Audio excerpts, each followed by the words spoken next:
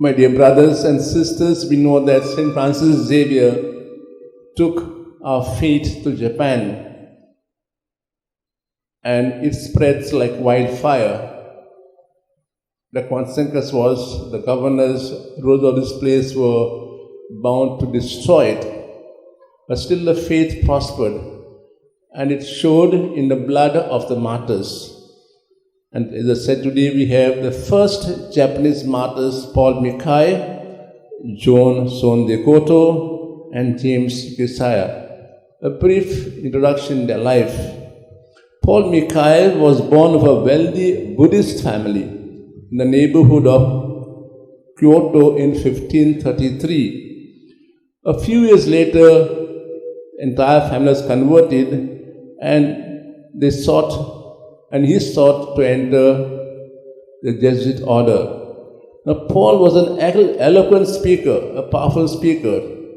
Even before he was ordained a priest, he was called to debate with the Buddhists.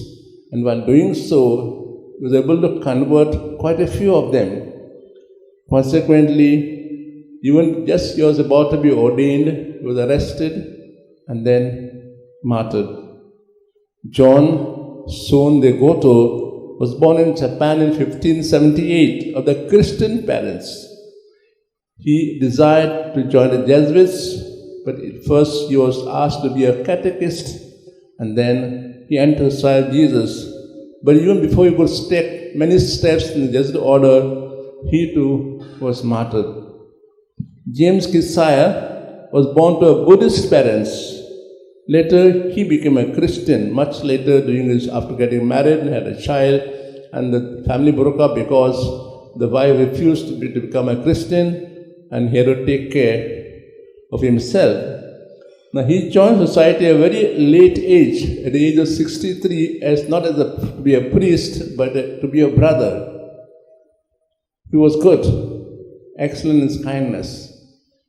Now, all of them happened to be in the same place, Kyoto, where they were arrested, and they had to travel, or their hands were tied, the legs were tied and put in a cart, and they were taken to Nagasaki.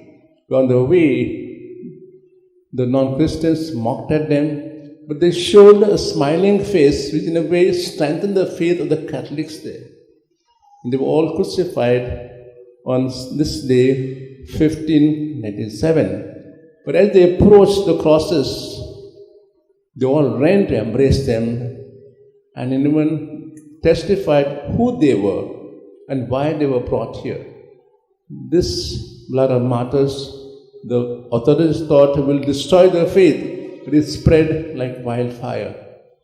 Today we pray for all of us. The gospel tells us, go to the whole world. But they themselves did not go to the whole world, they remained in their own country and professed their faith, and they were martyred. So today we pray for all of us who try to struggle to live a Christian faith. There are so many outside forces that in a way try to block it.